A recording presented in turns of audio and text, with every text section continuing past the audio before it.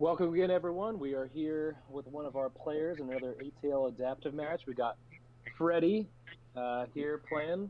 This is Trevor Hey, of Team ATL with Logan also. Welcome, Freddy. We see you've got Ranopity Valley Firefighter, of course, of Worlds Collide. Why don't you tell us a little about this deck and what is it that has caused you to bring it to the table? sure. Yeah, so this is a really fun deck to play. I've only actually played it once so far, but it's got a lot of cool little things it can do. First of all, it's a Golden Spiral Cincinnatus Rex deck, so that's always a fun combo to play. On top of that, it's got an Exile with it, so there's the potential for a big turn where you just go off with Cincinnatus, you give him to the opponent, and then you kill him off real quick to get all that amber back. And if you want to make it extra fun, there's also a diplomacy in here, so you can just really pile on the amber before you exile and kill him off. So that's the dream. Obviously, it's not always going to happen, but I like that the Saurian house also has a Dilophosaurus.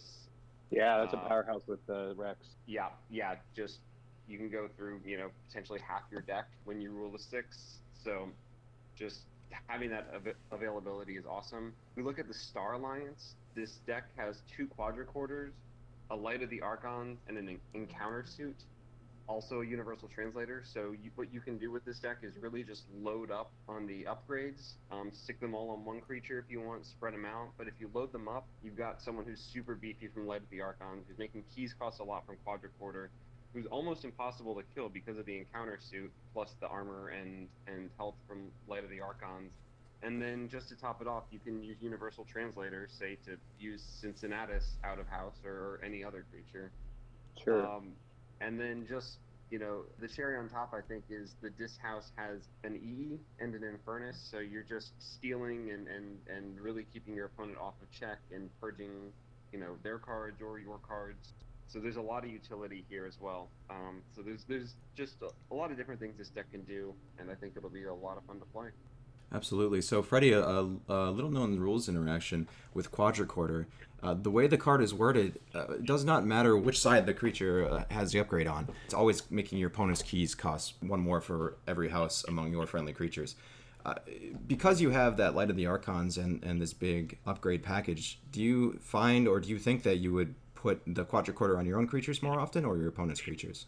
Yeah, so I think that this is a case where it actually makes sense to put it on your creatures. I know that it's commonly suggested that you put it on an opponent's creature just so that they're more reluctant to kill the creature. And usually I would agree with that, but in this case, just because that creature, if you're really loading up the Star Alliance upgrades on one creature between Light of the Archons and Encounter Suit, that creature is going to be so hard to kill, and Quadricorder is going to make it even harder to kill that creature. So I think that that's ideal. Of course, if you get quadricorder early on and you don't have out that creature with a bunch of upgrades on it, then yeah, in that case, maybe I'll put it on an enemy creature. But I think it's really dependent. But ideally, you want it on a single creature, I think. Yeah, you always got that adaptability, one of the really strong parts of Quadricorder. Yeah, absolutely. That's one So of the when you one of the things that I like about it. Yeah. when you do bring this, to an Archon or adaptive tournament, and you're looking at your opponent's deck list, what is it that you fear that they would have that would counter Ranopity well?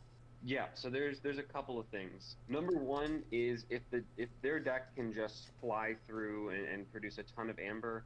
Random Pity doesn't have the most amber control. It's got it's got Infernus, it's got the two quadricorders, but those are really the big amber control pieces in this deck. So if you can keep your creature with the quadricorders on it alive for long enough, then your opponent's paying somewhere between 8 and 12 per key they Sure. forge.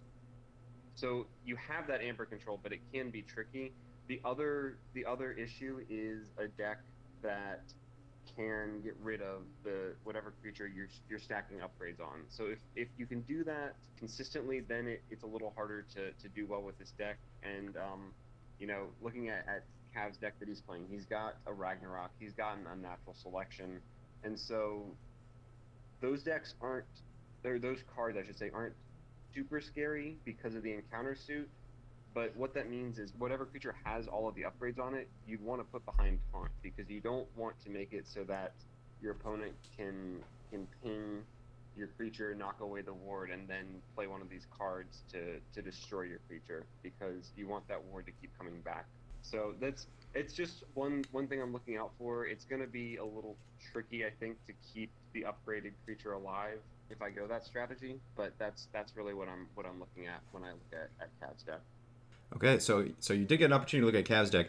Freddie, is there any consideration to play anything other than just an efficient game of Keyforge? Are you going to change the way you're going to play looking at Cav's deck? Yeah, so one thing that I might do is early on, if I start to get a creature out with a lot of upgrades, if Cav is not building a big board himself, then I might keep my creatures to a maximum of 3. You might see me discarding creatures just so that unnatural selection can't remove the creature that I'm stacking the upgrades on. That's one consideration. The other is really just making sure that he doesn't get a runaway board state, because he's got that Brobnar package, which I guess you'll talk about with him shortly. But he does have the potential to start going wide, and then it'll be a little difficult in that case for me to turn things around. You know, I've got the Axiom of Risk in Ranopity, but other than that, there's not a ton of really firm board control. So I've got to be careful that things don't become too lopsided. I know that Freddy's a big fan of the Cincinnati Rex Golden Spiral deck, so I'm excited to see the pilot show me how it works.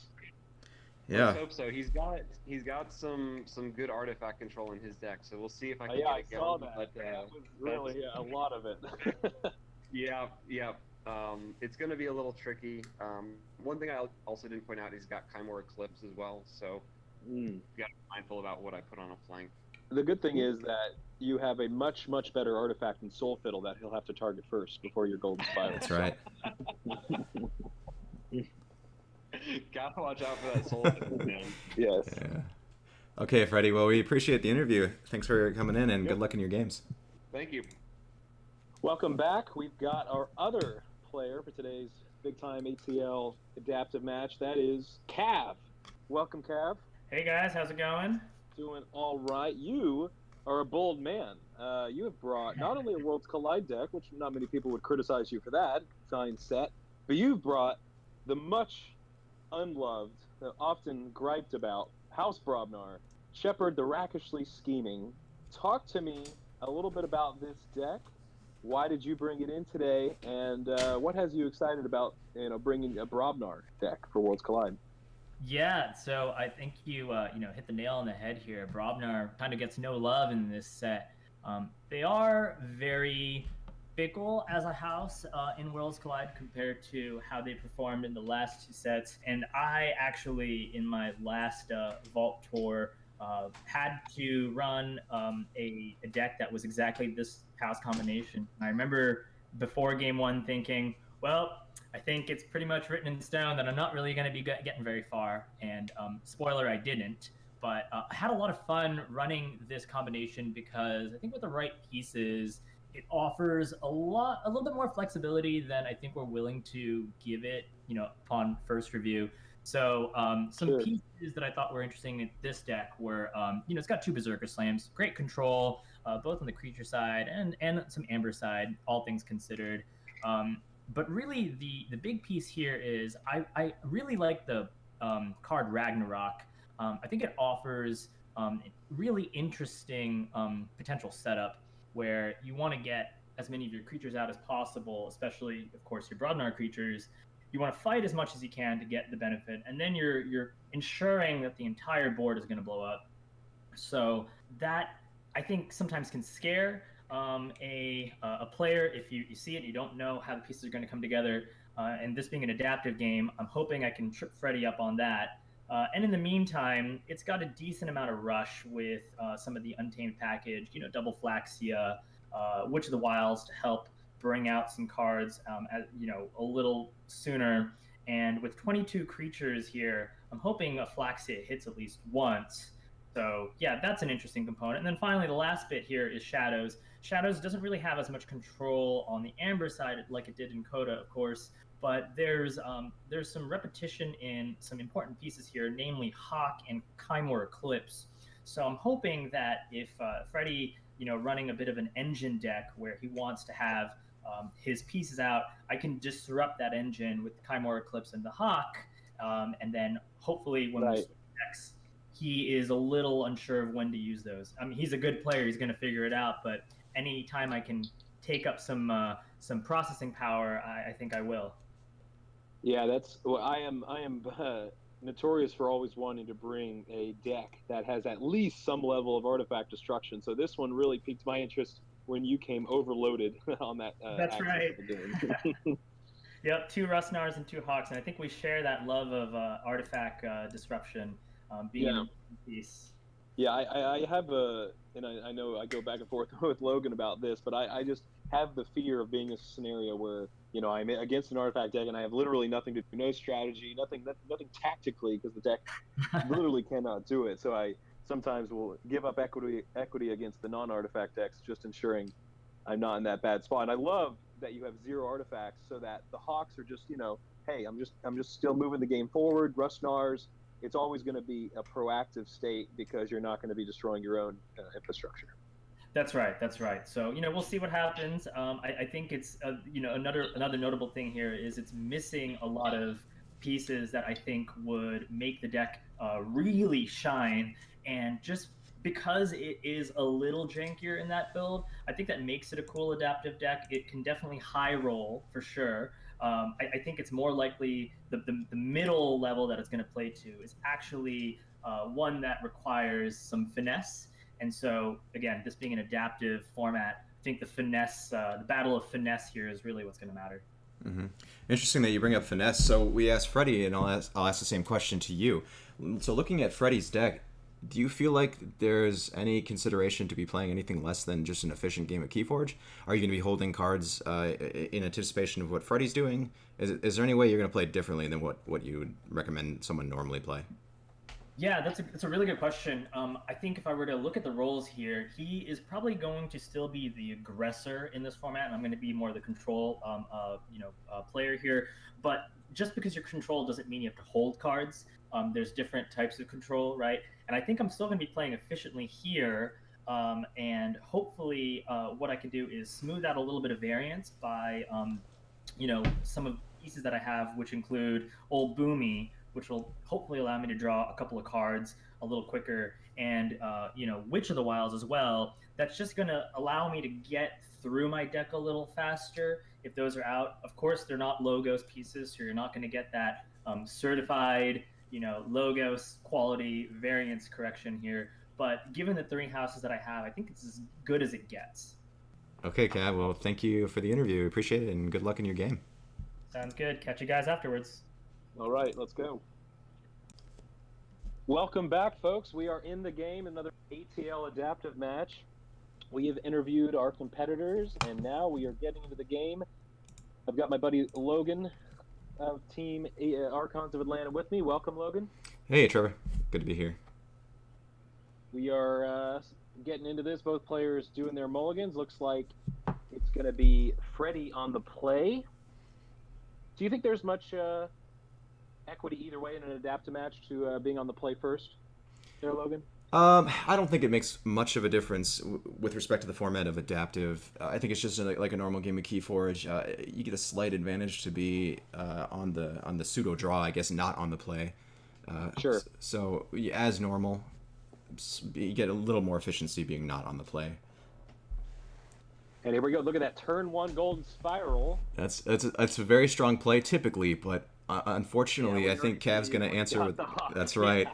A really quick answer, and that's exactly what Cav wanted. He wanted that golden spiral out early, and he wanted to hit one of his Hawks to take care of it. So that's definitely going to disappoint Freddy. I know one of his main strategies is Cincinnatus Rex with the golden spiral.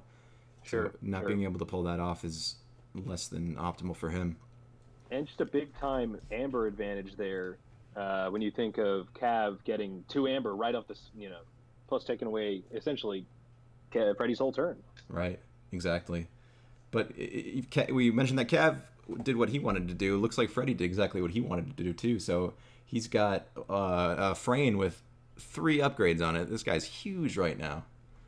Yeah, big time. Plus the encounter suit, of course, going to make sure that it is very difficult to kill that creature Yeah, gosh, big time with the Light of the Archons, with the encounter suit. So anytime cards are played, lots of warding, going to keep that Frayne alive. Right. Right. And without that encounter suit, Cav would have the perfect answer in Kymor Eclipse. With that encounter suit, absolutely not. So it's going to be a Shadows turn there for Cav. He's going to go Shadows 2 turns in a row, and like you said, he's going to go ahead and discard Kymor Eclipse, as it would only hurt him. Mm-hmm. Yeah, he enrages the Frayne. I don't think Frayne has a problem with fighting right now, being, a 7/3 creature. It can fight just about anything. Well played on Cav's part as he leaves a bad split, and now he's got 2 houses with 3 cards each. Pretty good efficiency for the first few turns. Mm-hmm. As we mentioned, the beloved Soul Fiddle. Mixed appearance. You'll get a lot of value out of that during this game. Thoughts on where you would go here if you were in Cav's spot? Yeah, you've got a few options. He goes Brobnar, which getting Little Rapskull out is just fine. You're going to force Freddy to fight instead of reap with his creatures.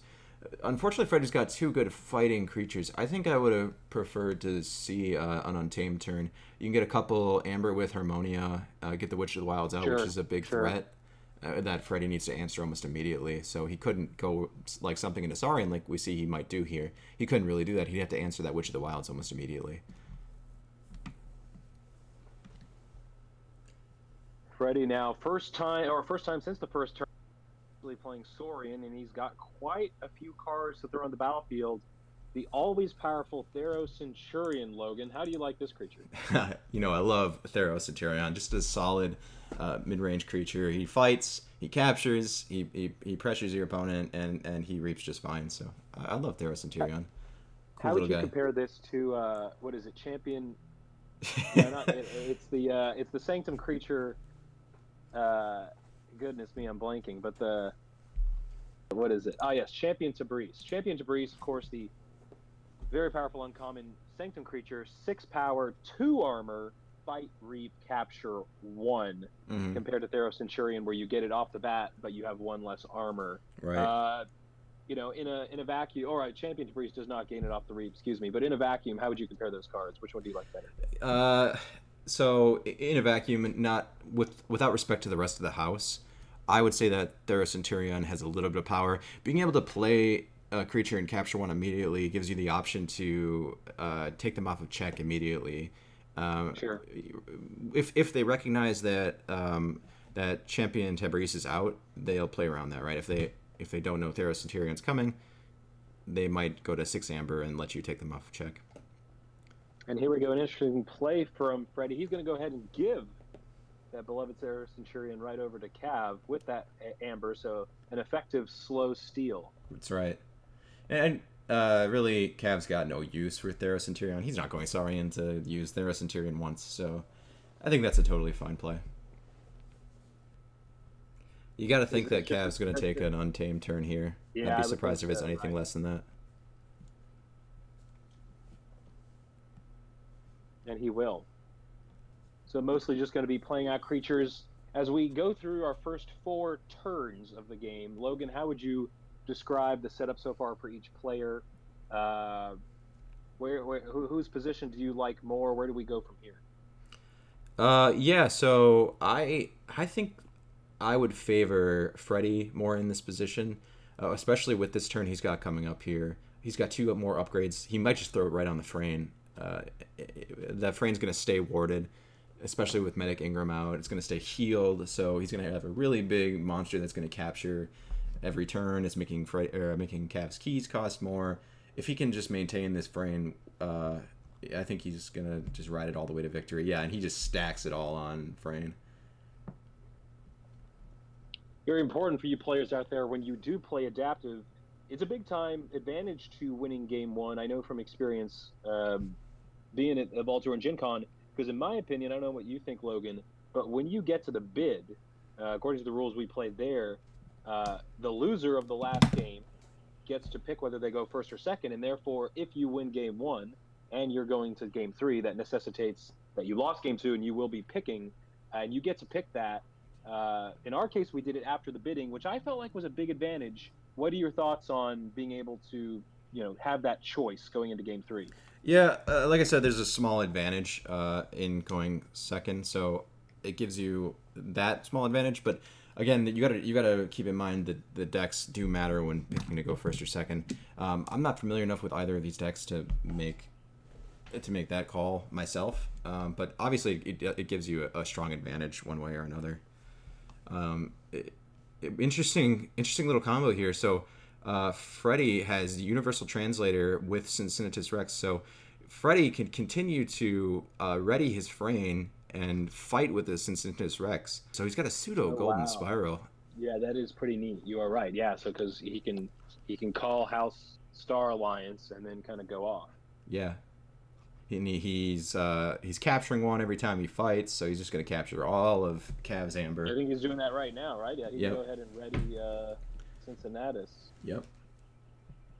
It actually is used. Okay, so we had it. So I suppose it would only go off once. That's right. Yeah. So not as strong as a golden spiral, but still very good. He still gets to fight with Malison, which is still great. Essentially, steel and amber here. Does he have an So does it appear that Harmonia though is going to live? Is that right? I would guess so. There's really no way for him to take care of it, so he'll get. Yeah. So it's going to be. Well, it'll just be one amber gain, right? So he's got 5 creatures on the opponent's side here. I see. You're right. Yeah. Sometimes it's misleading with the size difference. Right.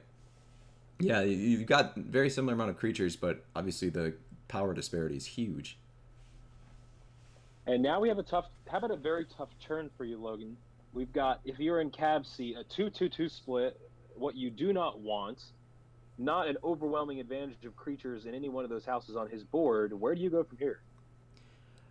To be perfectly honest, I'm not sure. I think Untamed would be where I would go. It feels like Untamed is a safe call. Right. So with Pempaka Anga, he'll be able to make his creatures a little bit stronger. It doesn't matter a whole lot. Tintadlin still does 2 when it's fighting, and Harmonia only goes to a 4-power creature. He'll get a Flaxia trigger, so essentially gain 3 amber here, and then have 2 creature uses. What he does with those, I'm not quite sure. He might fight down the Medic Ingram with a Harmonia. We'll wait and see here. So he uses Tintadlin to finish off the Malison. A little missequencing from Cav here. If he had played his Anga first, he would have gotten an additional Amber from Harmonia. A lot of people missing that Harmonia trigger. It's kind of a weird wording. Sure. Rather slow game though, isn't it, Logan? We are into now turn 6, and neither player's forged a key. That's right. Usually with these Worlds Collide matchups, we see a slow game like this. Not making as much amber, obviously, as the original set Coda, and usually a little bit more back and forth. It looks like... And now, here's a big time. Yeah, here's a big time play. Ideal onto first officer Frayne. Yeah, that's right. And now we've got an engine. Yeah. It's Freddy called it perfectly. This is exactly what this deck wants to do, and he's doing it right now. You got to think Cav is seeing this stack of cards and just sweating about it. Yeah. I mean, the list of answers that Cav could have, it seems to me it's just limited to Ragnarok. I'm not sure what else would be out there. Yeah. As first officer Frayne. Right. He would have to combine Ragnarok with a fight on Frayne, right? Because if he were to play Ragnarok, he would get warded. Sure. And not to say that that's a hard thing for him to do, but it is one thing. He'll have to have some Brobnar creatures out ready to go.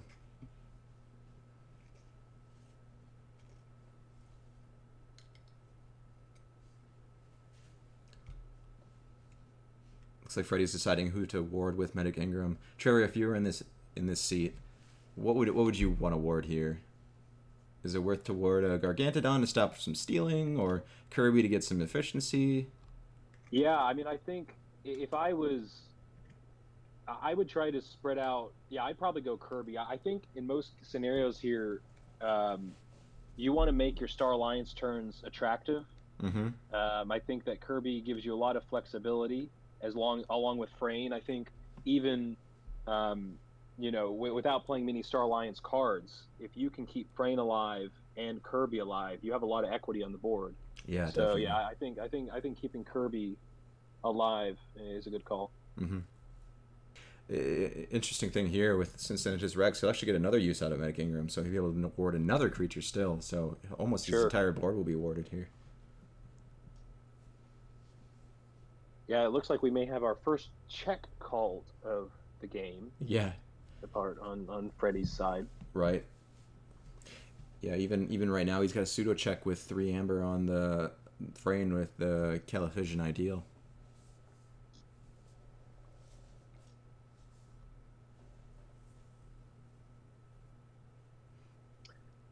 For those players interested, our teammates are playing this on kiptournaments.com. This is the new client out there where you can play Keyforge, and they really put an emphasis on having a lot of organized play tournaments.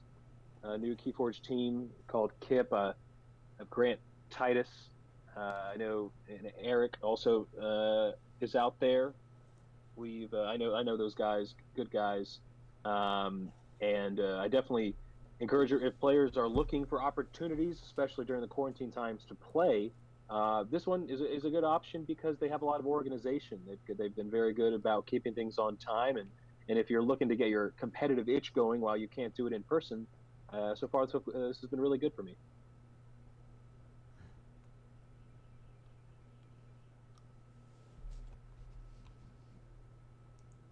Big turn here. That's right. Freddy is definitely living the Star Alliance player dream. Yeah, correct. I mean, there's no doubt about it. He can call Star Alliance. He's got warding everywhere, and really keeping Cav's attacking options pretty low. Mm-hmm. Tintadlin, of course, maybe a creature I would think a little closer to your heart than the average player, Logan, as it was a part of your top 8 AOA sealed deck. That's right. Yeah, I had a couple in there. Vault Tour Richmond. It was a great success for the team. Both Logan and our teammate Alex Carroll both top 8'd, and of course Alex, with his beloved Martian generosity, got all the way to the finals in what was an epic match. I encourage all players to go look it up. It was between him and Nathan from Team TTR, is that right? From the Tabletop Royale guys? Yeah, that's right. Him and Nathan had a really, really good match. Really back and forth between the two of them. Both excellent players. Playing very similar decks, so it was really a battle of wits. Yeah, really, really neat to see AOA sealed in action there in Richmond. There was a great turnout. It just showed you how powerful, in what was I still feel like a slower sealed format than certainly Coda, Martian Generosity, how powerful it can be when the format is not all about Amber Rush decks. Mm-hmm. Looks like Cav's going into a Brobnar turn here just to take care of that Cincinnatus Rex. Yeah, it's causing him such a headache. Big time there. And you couldn't really blame him. That it's really just been giving Freddy tons and tons of efficiency, letting him reuse his entire Star Alliance board. Just think about this, Logan. Here we've got Freddy, who really has repeatedly been calling Star Alliance, and yet he is, through 6 turns, albeit by 1 card, but nevertheless deeper in his deck than Cav. That speaks to the power of a card like Kirby and Frayne, and just overall the efficiency that Star Alliance can provide. No. Yeah, absolutely. Right. Yeah, him playing less cards, essentially taking turns with cards in his hand. He still has, like you said, so many fewer cards in his deck, right? Because of that efficiency. Let's see where he goes now. So with Cincinnatus Rex dead and no Star Alliance cards in his hand, it may be a little less appealing to go Star Alliance right now. Still a very good turn for him, but he's got 5 discards in his hand, all very good cards here. Let's see what he wants to do.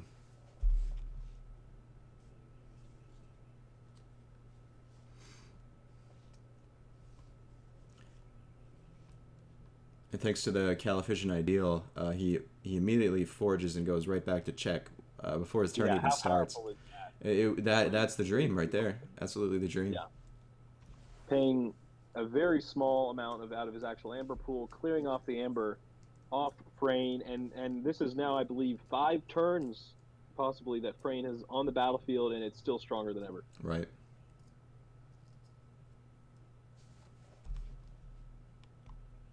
So he will push Star Alliance again, and why not? From the perspective of Freddy, he sees his opponent still at 0 keys and still not in check.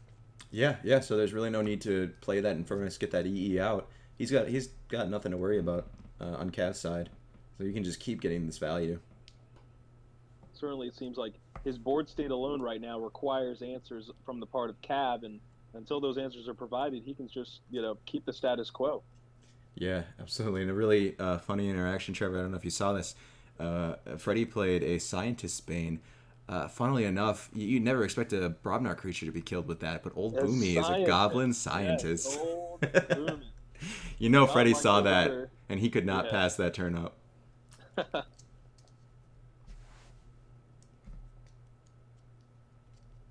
And a whopping amount of keys now, a whopping amount of amber on the side of Freddy.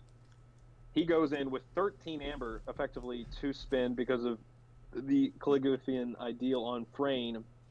And Cav is behind the ball here, 8 ball. Yeah, definitely. And I think Freddy recognized that Cav's really got no way to deal with big amber pools. He's got his incremental steal in Shadows, but if Freddy goes to 12, Cav's got nothing that can threaten him. When you look at Worlds Collide's decks for Archon, we don't have bait and switch. Mm-hmm. We don't have as many big stealing effects. We don't have Effervescent Principle. Yeah. We do have TMTP, mm-hmm. but even that is just on its own. And we don't have Doorstep to Heaven. So my question to you, Logan, is when you look at a Worlds Collide deck, what are some of the more reliable Amber Control cards that you look out for? Yeah, so the big ones in my mind, you've got all of the key cost increase cards. You've got cards like Raider, Gallum, the Evil Eye, those sort of stuff. Those are essentially, if your opponent has the Amber to forge, it's essentially your opponent loses 3 Amber. So those are the main ways of dealing with Amber Control in Worlds Collide. Other big ones we're going to see right this turn, Infernus. We see a lot of decks that are playing Infernuses in combination with Exhumes, Hysterias, just to play Infernuses over and over and over again. So those are the ones that stick out to me, are Infernus and then key cost increasers. Yeah, one of the things that sticks out to me about Infernus is, as players now, we finally have an option. We finally have a button, if you will, we can press that wants the game to go very, very long, and it's okay with that. Right. Because, inevitably, you could have a control deck in Coda. You could even have a control deck in AOA with our beloved Grunt Buggy. But the opponent would still recur through their deck and could still find, their Dust Pixies, their Hunting Witches, mm-hmm. Their Fertility Chance. They were still going to get that Amber back. Infernus now gives you inevitability. Right, yeah. It basically thins your opponent's deck with all the stuff you care about. So when they go to reshuffle, they've got a really underwhelming deck on their hands. We finally have the first use of the Soul Fiddle. There it is. Enrages a Harmonia. He's not fighting with that Harmonia anytime soon, so good use there. Freddy goes to check here on 2 keys to none. Cav's got very little Amber, so I think this game is going to be tough to take back from Cav's side. I suppose he would have to kill Bryn the Fanatic. Yeah, that's right. Which seems difficult. Mm-hmm. Yeah, I don't think he's got the tools to do it, so this might be the end of the game here. And it is. Yeah. How about that? So we see a pretty, and of course this is adaptive, and this is the beauty of adaptive, Logan. Nothing to worry about just yet if you're in Cav seat. You will get that deck. But listen to this. Did you expect a 3 key to 0 game 1? No, to me these decks seemed pretty close in power level. Cav had all the artifact answers to the good artifacts that Freddy had. So I honestly expected Cav to rocket ahead with all those Flaxias, with those Hawks. We just really didn't see it. Fortunately, Freddy got a lot of his Star Alliance upgrades on this Frayne, and he was just able to pressure Cav so much. So Freddy's deck doing exactly what it wanted to. Cav's deck stumbling maybe a little bit. So hopefully the shoe will be on the other foot for this next match. And now we're going to get a word from our players before we jump to game 2. Yeah, let's get into those interviews. And we're here with Freddy, our game 1 winner. Congrats, Freddy. Not only a win, but a 3 key to 0 beatdown of our teammate Cav. Yeah, what can I say? I had a super lucky draw with those upgrades. That was, if I could have scripted out how I drew those upgrades, I don't think I would have come up with that beneficial of a draw. Encounter suit, quadricorder, and Light of the Archons right away. That was really the strategy. The Golden Spiral got destroyed, and I figured that would probably Sure. happen. It didn't even matter. It just that's what this deck does. So this was probably about as good a game as I could imagine to illustrate what this deck can do. And you see the results. Yeah, absolutely. Something Trevor and I noticed, you've got the Universal Translator with Cincinnatus Rex, essentially a mini Golden Spiral. Did you see that before you played this deck a few times, or is that something you kind of learned on the fly? Yeah, no, that was actually something that I looked, and I meant to mention it when I was introducing the deck. I might not have, but that is a really cool interaction here. It like you get to take 2 Star Alliance turns instead of 1. It's basically a book of IEQ without having to worry about ending your turn without readying things. So it's an amazing combo. Granted, you can't rule of 6 it, but if I get to use my Star Alliance cards twice instead of once, that's enough. I don't need anything more at that point. Yeah, definitely. Again, you see the results when it happens. Absolutely. So you're about to take Cav's deck for a rematch here. When you have Cav's deck, how do you feel that the matchup's going to go? Do you feel that it's going to be very similar, or do you feel that this is kind of an anomaly of a game? I think it could go either way. I think that this next game will probably be closer just because, again, he'll have to get super lucky to draw the upgrades the way that I did. So I think it'll be closer. I think that the deck that I brought, Ranopity, will still have the edge. I think there are just too many good tools in the deck. But if I can keep the board state in my favor, that's really what it's going to take to win this game. We'll see if I can manage that. I think that even keeping the board state, keeping ahead on board state would make it a tough win with Cavs deck, just because you've still got the big dinos and a Cincinnatus Golden Spiral potential combo. So it's really trying to keep the pieces down, getting rid of creatures with upgrades whenever they pop out, getting rid of Golden Spiral the second it hits, either with Hawk or Grasping Vines. But Cavs deck definitely has to play more reactively, I think, in this matchup, whereas my deck, Ranopity, is the one that's kind of setting the tempo. So we'll see if I can keep those reactions good enough to limit what Cav does. All right, yeah, let's hope to see that for you, Freddy, in the second game. Thank you for the interview, and next we'll move on to Cav and hear his thoughts. All right, welcome back, folks. Now we're with Cav, who suffered a defeat in Game 1, but he'll be swapping decks. Cav, I asked the same question to Freddy. Did you expect? I asked, did you expect to win 3 keys to 0? And I'll flip the question to you. Did you expect to lose 3 keys to 0 there, Game 1? Yeah, I knew it was going to be definitely an uphill battle. I was hoping to at least get 1 key. I think, he had a really strong opening with first off and the encounter suit, which, fortunate draws are fortunate draws. You kind of have to accept that happens and try to start formulating a game plan. So I was like, well, it's going to be a while before I get a key, but maybe it won't be a complete shutout. As soon as he started assembling his pieces, though, I think the writing was on the wall pretty early for me. But it was, I learned a lot about what this deck could offer. And despite the fact that it was a 3-0 loss here, with the right pieces, I'm already starting to think about, game 3, how many chains I would want to start putting on the most powerful deck here in order to make it more competitive. Yeah, so to me, the standout combination here was the combination of Light of the Archons to make that frame huge, and the encounter suit to ward it. You have a lot of answers for creatures, but your creatures or your answers are all actions. So the frame gets immediately warded. I know there was a turn where you had that Chimera Eclipse ready to go, but that encounter suit put a squash to that. How do you feel about going into game 2 with those 2 cards in mind? Are you going to prioritize them or save them in hand for a big play?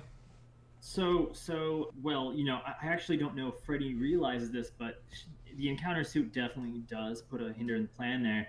But there is a way to get past that with one of the cards that I have, which is Ragnarok.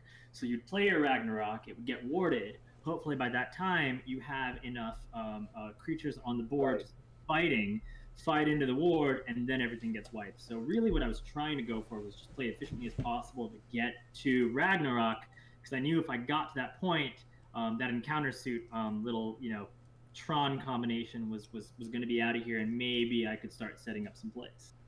That was also what we identified was Ragnarok was one out to this kind of, bad state of the game for you. That's right. So, maybe we'll see if Freddy figures that out, or hopefully I can get a pretty decent draw early into game 2 and set up the same sort of pressure, give him a taste of his own medicine. Yeah, that's right. We're both looking forward to it. Good luck to you in your next game. Thanks, guys. Catch you at the end. Let's get on to it. Game 2 coming right at you. Game 2 here for you folks. We've now swapped decks, so at the bottom of your screen, you can see we've got to the Batcave, that's Cav, now playing the Ranopity deck with Disarian and Star Alliance. He lost game 1, will need to win game 2 to continue. He takes a mulligan down to 6 and has got a 3-2-1 split, not too shabby, and we are already seeing some solid Star Alliance creatures in that opening hand, Logan. Yeah, Kirby, obviously a great card. You want to get that going right away. Frayne, powerhouse of last game. We'll see if Cav prioritizes Frayne. He starts it off with a warded Tricerian Legionary. Not a bad power play here. His next turns, he's going to be able to play either 3 combination of this or 3 combination of Star Alliance. So either way, it's good for him. And Freddy starts it off the way he wanted to start it off, establishing that board, getting the Cowfight and the Grok going. Yeah, big time there. Cav moves into Star Alliance here. He's got the Kirby. Let's see what he plays off that Kirby. Now, 3 Fates here would be a really good consideration. He'll be able to take out the Grok, the Cowfiend, and just lose the ward on the Tricerian Legionary. Let's see if he wants to go. Yeah, that's setting up to be an impactful play. Right. He does. Yep. Good eye from Cav. Yep. Good play. Passes it back to Freddy. Big time board establishment. Always nice when you get to pass the turn with the opponent on an empty board. Mm-hmm. Freddy goes into Shadows. Unfortunately for Freddy, he drew both of the Hawks with that Golden Spiral still in the deck for Cav. So. Yeah. But we've got a Shadow Council being in the middle now. No choice but to be in the middle, but it is. Hey, looking at Cav's hand right now, I see another Star Alliance turn on our horizon. What do you think, Trevor? Yeah, I would say keep it simple, right? I mean, you've got 2 great creatures on the board. Kirby lets you play a 4th card effectively. Gray lets you archive. I mean, he can empty his whole hand here. Mm-hmm. Yeah, that's right. Now, the big question here is, do you want to get that Soul Fiddle active right away, or do you want to play that Hecatomb for that Amber? Who knows which direction he'll take. Yeah, I feel like, you advance the game state, you just kind of play the Hecatomb. I mean, unless, I suppose, there's a strong desire to kill your own disc creatures on a subsequent turn for an Amber benefit. It looks like Cav values getting rid of that Shadow Council. I think I'd agree with that. So he fights it twice with Frayne and then uses the Tricerian Legionary off of the Universal Translator to kill it off. Yeah, it's a tough call sometimes. I think, instinctually you think, okay, this is a very powerful creature. This is a leader. Stealing 2 is bad for me. I want to take this out. But at the same time, I think you've got to think, hey, my opponent just played 4 Shadows cards. Yeah. They only have 1 creature left.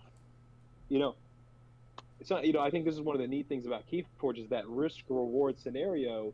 You could play a turn in which you say, you know what, I'm going to leave you a single Shadows creatures. I know you just played 4 Shadows cards.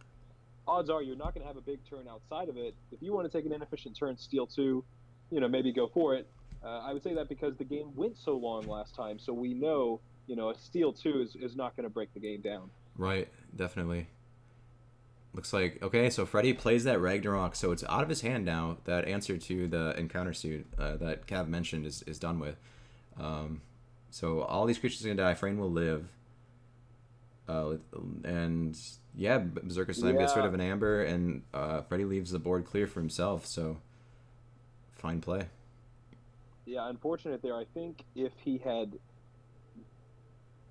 is the card there on Ranopity, the what is it? The encounter after an action card is played before results over IKC. So it appears there was no definitive way for him to have fully unwarded Frayne there.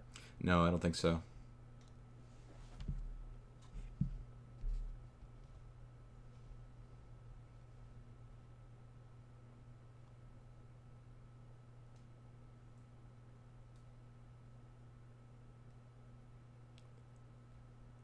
So it looks like Cav is valuing Malison less than he would value Steel 1. He's discarding it to EE just to... And it looks like, yeah, he's going to discard the Scientist Bane and probably the Hecatomb as well, just to steal 3 from Freddy. Yeah, we're going to see an interesting turn here coming up from Freddy. The game is still young. He's got a 5-card Untamed turn that includes Unnatural Selection. Unfortunately, I suppose it maybe not as effective given the low creature count on the opponent's side, but even still, big turn here coming up for Freddy. Right. Yeah, so he plays that Unnatural Selection. Doesn't feel like holding on to it and chaining himself to be able to take back the board later. And he does trigger the Flaxia.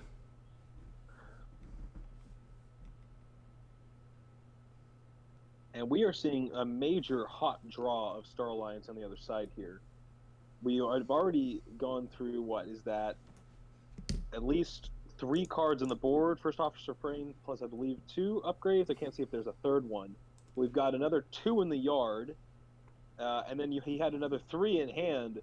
So this is a really, hot deck in a sense of Star Alliance early on. Yeah, that's right. And yeah, you just go Star Alliance again. A totally fine play here. Probably just do a Reap with Frayne and then a Reap with EE. Looking ahead to Freddy's next turn, he's got 4 Shadows cards in hand. 2 of the cards being that Kymor Eclipse. Now, without the encounter suit on, I think it's gonna be able to completely wipe Cav's board. He's gonna be able to get rid of that power creature with the Light of the Archons and all the upgrades on it. Ah, yes. Does it not have an encounter suit on it? I'm not quite sure with this interface. I can't see. I guess. Right. Yeah. Unfortunately. Well, wait until you're ready. So he's got a Light of the Archons, a Quadricorder, and a Universal Translator. He doesn't quite have that encounter suit just yet. Yeah. So this could be a big turn here. And he will do that. There's the first Kymor. There's the second Kymor, as you called, Logan. Yeah. All of those upgrades in the discard pile now. And then those 3 Star Alliance creatures back in the deck. Like you said, he drew a lot of Star Alliance cards right away, so those Star Alliance cards are kind of going to show up in inopportune times now, one at a time. Yeah. Be kind of awkward for Cav. So really good play out of Freddy. Gotta really slow him down. Nevertheless, Freddy is behind. He's going to be down a key here as we head into the 6th turn for Cav. Yeah, Cav's got a 5-card turn to answer Freddy's 4-card turn.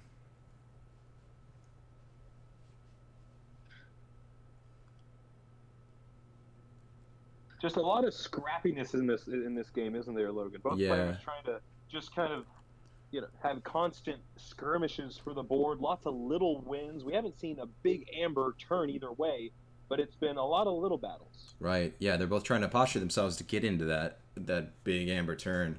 But yeah, this is the kind of Keyforge that lovers of Keyforge love to watch. Is back and forth.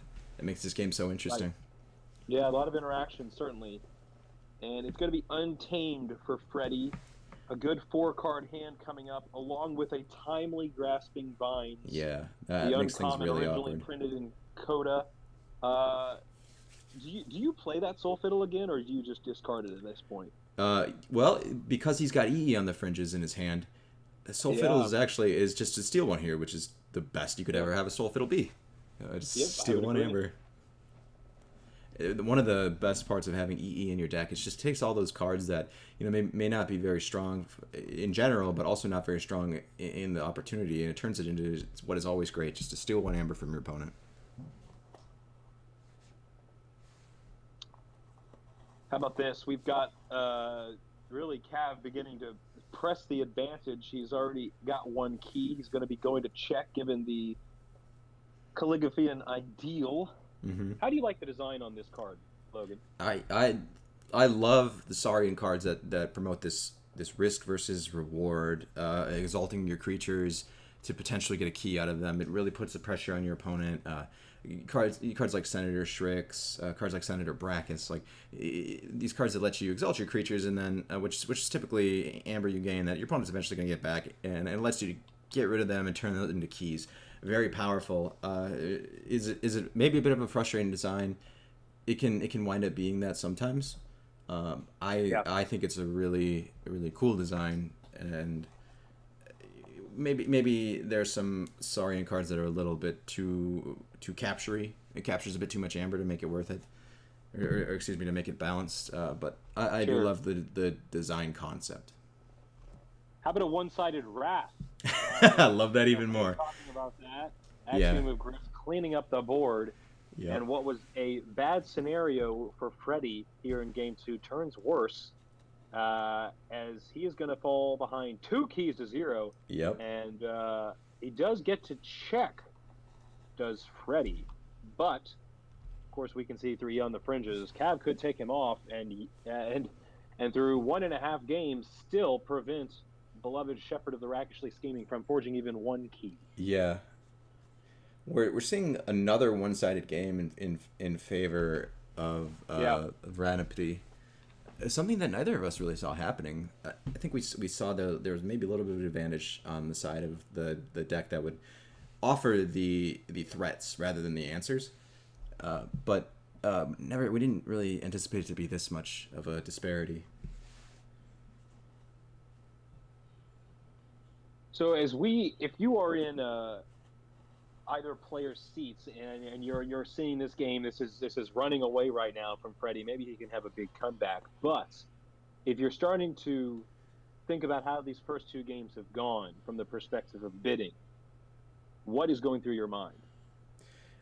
So when I'm thinking about bidding, I'm thinking, how does the deck play with chains, right? Is Ranopity going to be able to play well with chains, or is it going to struggle under chains? Right. It has an 8.1 efficiency according to SAS, so that's right. solid. A reasonable efficiency. That's right. It's something to consider when looking at how chains affect a deck.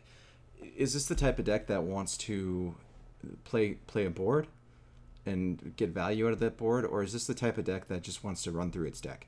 If it's a deck that wants to play its board and then continue to call that house, it might be a little harder to establish a board if you're not seeing those cards immediately with those chains. So if you say you're opening with 2 chains, you say you're on the play, you're minus 2 cards with those chains. You start with a 5-card opening hand. You might play 2 creatures, and you really want to establish a board that Ranopity wants to do. So chains to me will hurt Ranopity more than a deck that might just want to rush through its deck really quickly. And now here, how about this? Cav on 2 keys, halfway to his 3rd winning key. Are you just trying to get to check here if you're Cav, Logan? I do think you're just trying to get to check here. You're not really worried what's going on with Freddy's board right now. You've seen a lot of the powerful cards that Shepherd can offer. So there's not a whole lot that you're worried about here. You might just want to say, "Hey, I'm in check. What are you gonna do about it? Do you have an answer?" Yeah. And then continue to go to check every single turn. Make them answer you and put them on the ropes. How about a big beefy Barra Guardian? Barra Guardian 6 power, warded with 3 amber that he can use. Right. Logan, he is really abusing the ideal upgrade. Yeah, this has been such a instrumental piece in both games. Just getting these keys for half off is just really devastating. And it looks like Freddy concedes. This is the game. We're going to game 3. Yeah. Going like any good adaptive match, we're going to go to game 3. Yeah, that's right. So let's get these players in, interview them before they bid for their chains. Let's see their thoughts going into the bidding phase. All right, Cav, you returned the favor, and you did not let Shepherd, piloted by Freddy, forge a key through 2 games. No keys. Yeah, it looks like the jank is for sure strong with that deck, and Freddy was he was definitely putting out I think the right cards, but when it didn't come together, when the Ragnarok was even with the Ragnarok on there, it didn't really Sure. matter much. How about the upgrades here from Ranopity through 2 games? Could you just talk to the impact the upgrades have had, and how you've seen that play out? Yeah, the upgrades, I think, watching Freddy play, I think the upgrades are really the key to this deck. There was one particular turn that I'm remembering where I had the ability to develop more of my board or just go Star Alliance, and I did really just because Light of the Archons was in my hand, and I needed to start putting Light of the Archons on Frame, which was getting to that level, right? And I think if I were to had if I instead went for the board development turn on that one, I would have been missing the big point of this deck, which is create a big guy, make it hard for people to interact with him, and then because it's a Star Alliance card, just use it for all the multiplier value that you get when you have a warded giant creature. Yeah, and we saw you start to build that creature up in Frayne again, giving Freddy some of his own medicine. You saw the Ragnarok, it couldn't deal with the Frayne. You saw the Unnatural Selection couldn't get rid of the Frayne. Were you worried about those Kymor Eclipses? He was going to have them at some point in the turn, and I just tried my best to keep it away from the flanks, right? The fact that he had 2, that's as good as it gets, right? And so if he had it, he had it. I gave him his own Amber back, and it seems like it didn't really matter too much considering EE was still a live card in my deck, and as long as you can build up a decent hand, either through the archives or just drawing into it, you're just going to get that Amber that you captured right back to you. Yeah, we saw some really good EE turns. It looks like you really value stealing one with your EE. I saw you discard a Malison to your EE just to steal one out of that. Can you give us just a little bit about how EE works for you and what you think about the card in general? Yeah, I think so. EE, you can take a couple of different stances with EE. You can try to go for the long game where you steal only what you need and then hope on the return you just get a more finely tuned disc deck. In this particular matchup and in this particular deck, given that you have 2 really strong archetypes, or I would say captains in the deck already, one being Cincinnatus and in the Dinos, and then your built up whatever creature in Star Alliance, I really didn't mind that I was giving up my disc turns in the future because I figured if I lose all my discards, the worst thing that's going to happen is I'm just going to fall back into Dinos or Star Alliance, and either of those were perfectly fine for me. All right, I'm going to catch the chase here, Cav. The big part of adaptive bidding, in your mind, what's the highest number you're willing to bid on Ranopity? Yeah, that's definitely I think what we all need to figure out, right? I think these 2 decks have a pretty big gap in between them. I think it's still possible for the deck that I brought to the match to high roll. I'm gonna try to not let that dissuade me from pushing up as many keys as I can. I think Freddy's really gonna want to pilot this deck. I would say I'd be willing to go into the double chain section of the game. 7 and 8 in that region. Yeah. I think something like 13 or 14 is maybe pushing it way too high. So I think I'm going to try to aim anywhere between 8 to 10. Got it. Freddy is feeling confident with it, and then start making individual judgments. I like it. Thank you for that, and well, good luck in Game 3, and we're all going to be watching the bidding with anticipation. Perfect, guys. Catch you soon. Thanks, Kev.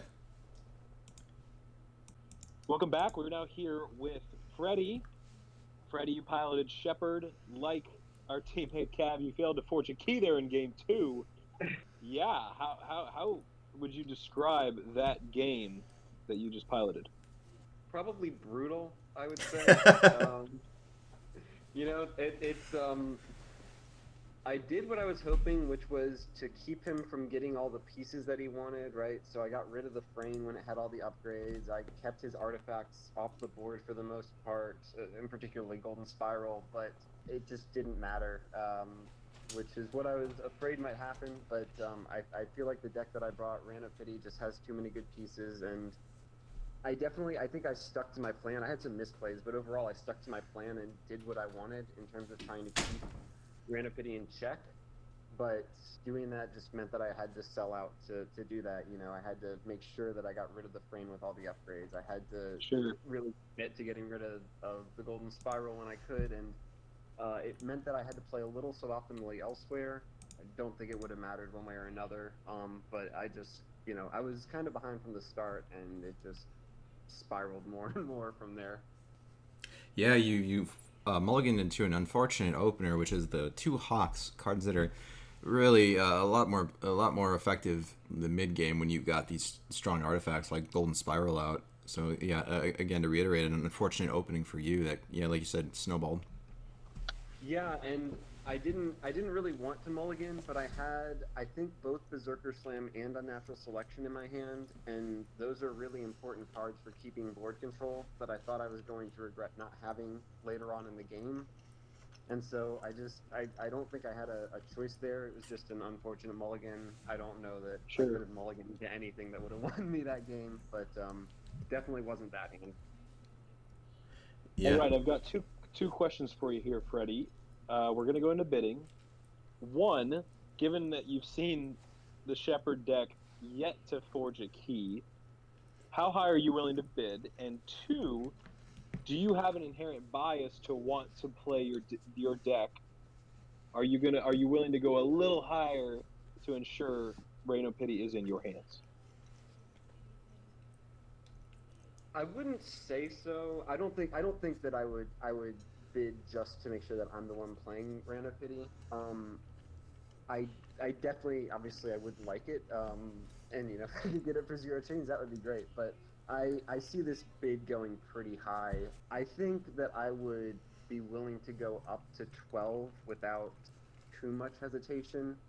It is restrictive, but between Kirby and Information Officer Gray and Philosophosaurus,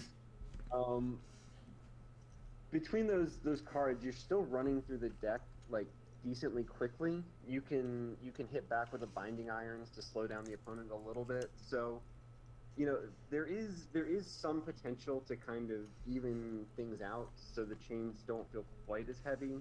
That said, 12 is a lot. I might even go up to 13 or 14, depending on how Cav's bidding. If I feel like I can get it for 13, I might be willing to do that. 14 is really pushing it, but I'll have to see what where Cav goes with it and how high he wants to push things. Well, we look forward to it. Thank you for the interview, and let's get on to game 3.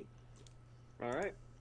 Folks, we just had the bidding, and it was an exciting one. Of course, with the winning deck, Freddy opened up at 0, but I don't think anyone thought it would stay that way, and it certainly didn't. A quick bid up to 4, and then 5, and then both players alternated incrementing by 1 until we got into the double digits, and suddenly those decisions became all the more difficult.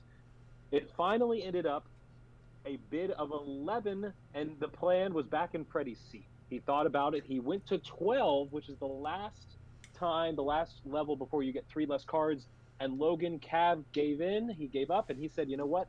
I'll play my deck with a 12-chain advantage. You, Freddy, can be beleaguered there. How do you feel now with Freddy with the 2-time winning deck, but with 12 chains? Who do you think won that bid? Yeah, 12 chains. So after you get that 7th chain, it really starts to feel debilitating. Drawing 2 cards extra now for 6 turns in a row. I really feel as though this deck is going to perform a lot worse under chains.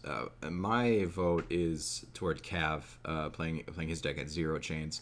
But we did see a very, very one-sided game twice in a row out of the Ranopity deck. So it really could go either way. I think I'd give a slight edge to Cav playing Shepherd. We are here underway. 12 chains on Freddy. He's got Cincinnatus Rex, though, and Philosophosaurus. Good opening cards. Yeah, definitely. We'll see what he starts with. We'll see if he opens with that Cincinnatus. Oh, excuse me, he could not open with that Cincinnatus Rex. Right, I that guess would be, right. It would die. Yeah. Right. Yeah. So, Good mulligan for Cav there. yeah. Opening with 4 untamed cards, one being Witch of the Wilds, Very really puts the powerful pressure on. with that. And Anga, and Witch of the Wilds gives him efficiency. So this is the start that the Brobnar deck wanted. Yeah, absolutely. And here comes the Knuckleheads. Harmonia to start. Yep. Gonna follow it up with a Witch of the Wilds on the right. How about a Rustnar farther to the right? And I'm guessing Anga will go left. Good guess. So let's say you're Cav. Your opponent has 10 chains still. What are you doing? How do you want this game to go?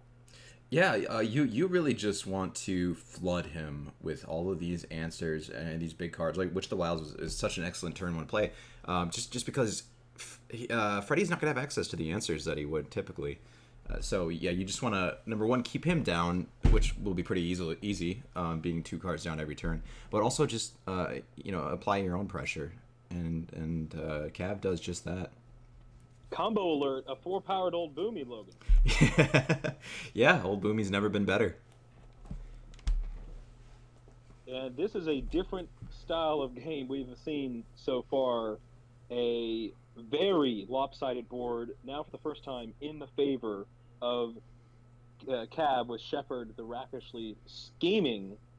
It is, he's got a lot of options, plus Witch of the Wilds with that Singleton Untamed card. You'd love to see that kind of flow. Yep, just get, again, so much efficiency out of that. This game is going exactly how Cav wanted to see it go.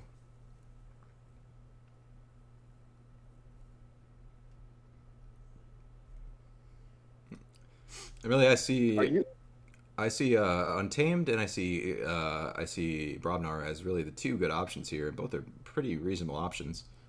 Both do seem good, and I like the Brobnar call here. You can get an old Boomy; he'll survive either way, and we're gonna see a very. Have you ever seen old Boomy in action, Logan? I have not. I have not either. I'm interested to see how it'll work here, and again. It's a swing and a miss.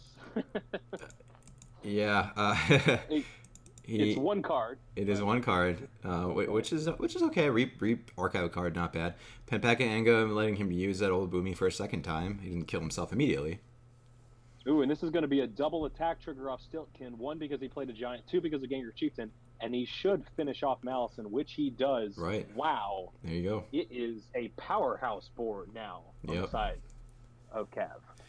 Yeah, and I'm not sure that Freddy has the answers to deal with this. What are you hoping to see from Freddy's side? I mean, the one thing I did notice when I looked at this kind of SAS breakdown of Ranopity was it had just a mere 5.5 creature control with only 1 true Wrath, which is Axiom, which at this point to me is his only out. Yeah, he's got to draw Axiom pretty quickly here. If he can play this Kirby, he can put this Quadricorder on it. He can play that Caliphage Ideal. He'll be able to dig through his deck pretty quickly. He'll draw 3 more cards.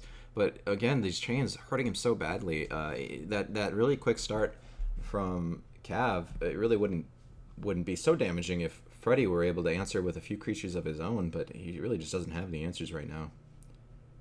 A host of options on Cav's side, plus a Flaxia with Witch of the Wilds. He doesn't even have to call Untamed for a 3/2 Amber, Logan. Yeah, absolutely not.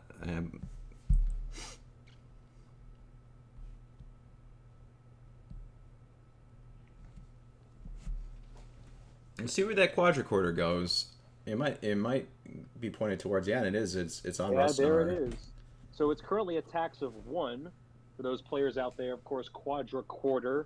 If you could hover over it there for us, Logan. Yep. It will read your opponent's keys cost +1 for each house represented among a friendly creatures to a max of 3. And like Logan said, that text applies regardless of who the creature's on. So even though it's on Cav's creature, it still is the case that whatever the number of houses up to 3 that Freddy has on his side, that's the tax. That's the number of additional amber that Cav's keys cost.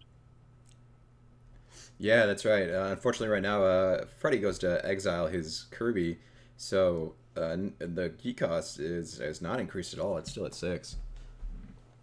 How about Rush by Reaping. It's an untamed call. It's going to be a big-time 5 Reap plus a Flaxia. Yeah, and this is right where you want to be when your opponent is hindered by chains. You're just, again, pressuring. You got this big board. You're making keys. They're not. Cav's doing it just right, and these chains, like I said, I think is gonna hurt this deck so much. Another Flaxia off the top of the deck. That's right. We might just see a repeat of last turn. Look at this difference, Logan. 23 cards still left in the pile for Freddy. 18 for Cav.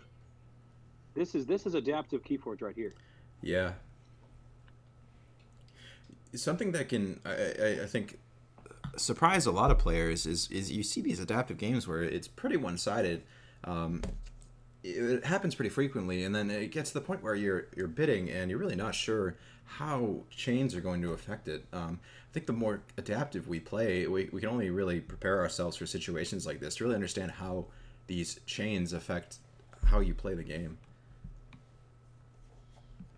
And yeah, we're just seeing a repeat of last turn, just reaping and reaping and reaping and playing a Flaxia to just threaten check again. Let's see if he fights with Tentadlin if he wants to attack those archives. Yeah, he's got 2 excellent cards archived. He does decide to reap. So yeah, I mean I guess that's a proactive versus a reactive kind of call. And you know, I guess Cav's just saying gas. You know, put the gas in the pedal. I'm going to be on check again and for the win next turn. Right. Yeah. If you don't answer this, guess what? I'm going to threaten the win. How about this? We are entering. That's at the end of turn 5, and this a deck that had not forged any keys is now well on its way to forging a second one and could call the end of the game just after its 6th turn. Yep, those unfortunately those chains really hindering this deck. So looks like Freddy's not quite ready to get his archives out. You know, he's got 2 pretty strong Saurian creatures ready to go in there, but he just wants to take this turn with Theros Eterion with the Calivision Ideal. Do you try to get cheeky and play Ragnarok here? I think that Cav is just going to reap with 7 creatures again. I mean, I suppose he also can throw Rustnar at Theros Centurion. Yeah, that's right. Or the Quadricorder. Right. And that, you know, that might be worth a little bit more amber anyway. He can fight twice to get rid of. Because it'll be just enough, because Rustnar is 6 power, but Theros Centurion is 6 power as well, so it'll be just enough to knock the Beast Insect from AOA off its heels. Right.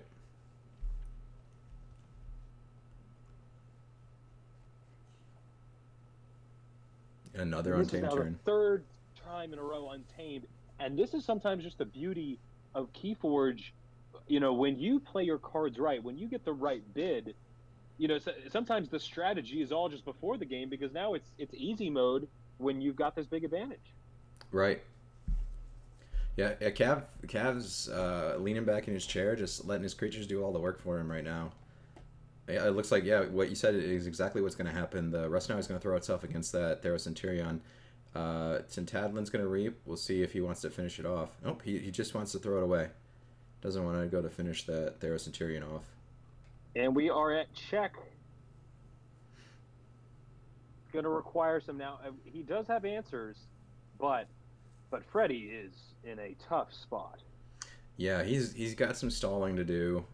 He can steal a bunch with EE, but I don't know that he can keep him off 2 keys in a row here.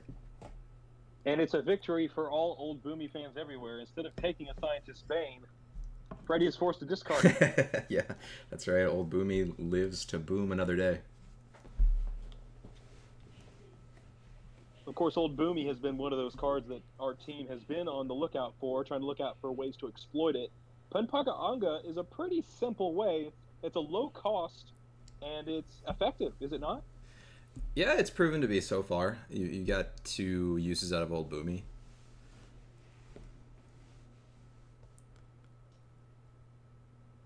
So we've got a Shadow's turn coming in here. Interesting choice here. He can Chimera Eclipse, get those Flaxies back in his deck.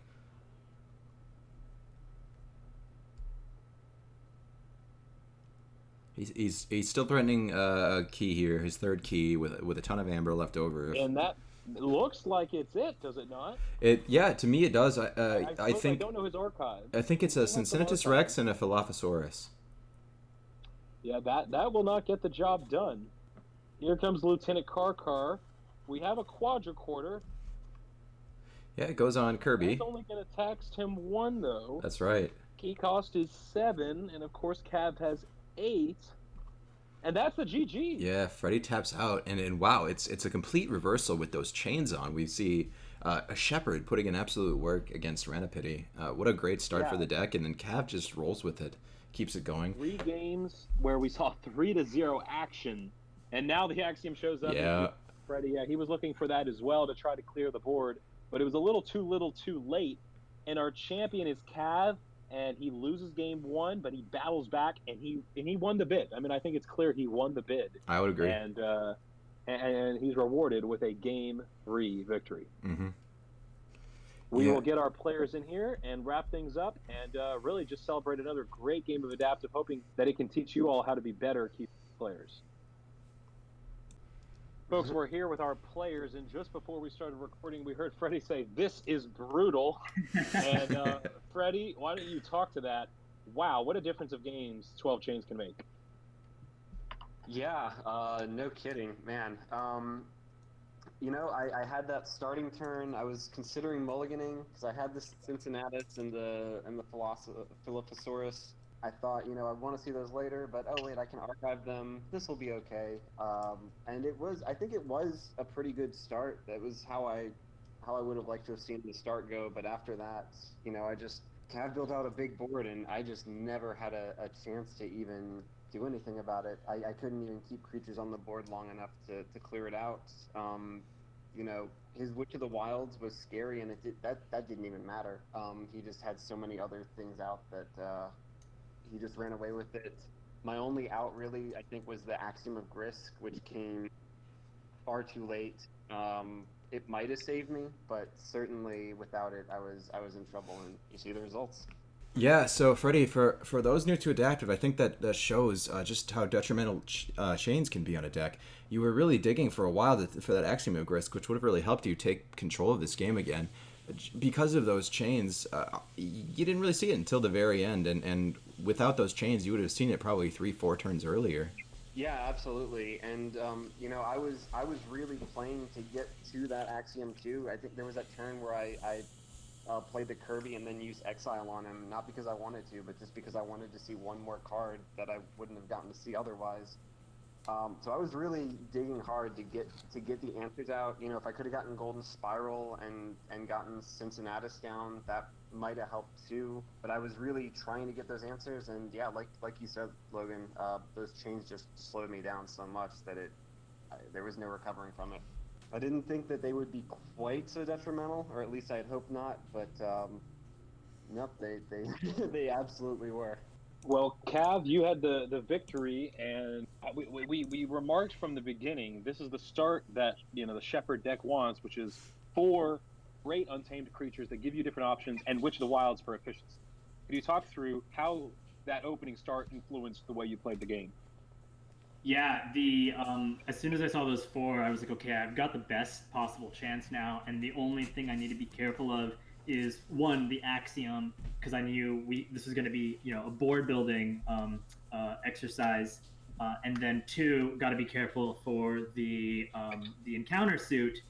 And when Freddy went Star Alliance and didn't pop an encounter suit, immediately I was like, all right, I'm going to make sure that the only out he has is the Axiom.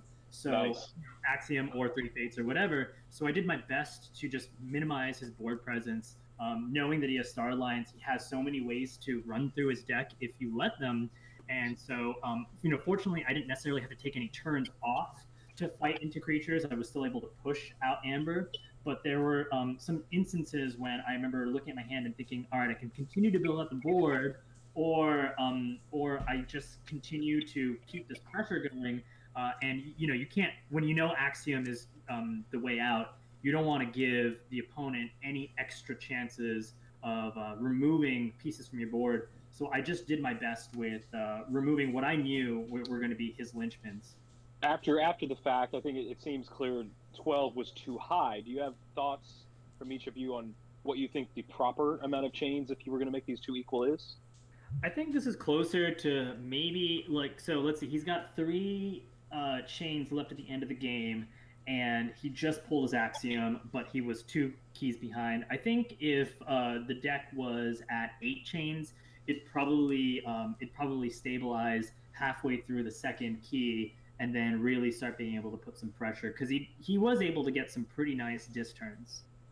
Yeah, and I would be interested to see this played again at 12 chains. I'm not sure that I'm convinced that this deck can't win with 12 chains. 12 might have been high, but I think that draw order definitely benefited Cav in this matchup. That said, I think maybe 10 is probably a better stopping point, but I would really like to see this matchup again with 12 chains, just to see if it's even possible for Ranopity to fight through that or not.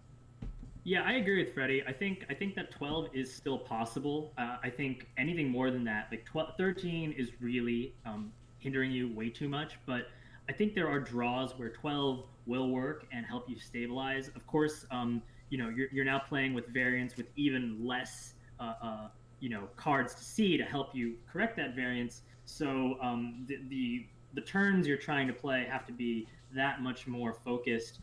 That being said, it has all the tools for it. It just depends on my deck not getting the board it has, and then getting some creature control a little earlier. We'll have to put this on ice and try it again when we've tried a few more rounds. Awesome, guys. Thanks for playing. Thanks for all of you out there watching our content. We're going to keep trying to bring you good Keyforge content here at Archons of Atlanta. We all see Adaptive as a great format, and one that's only really going to grow on the tournament scene. And so we want to help you be better Adaptive players, and get that victory in those bidding chains series. Any closing thoughts, guys? The power of chains is real. Yeah, I think this is a really good demonstration of that. Yep, for sure. Awesome. Thanks, guys. Yep.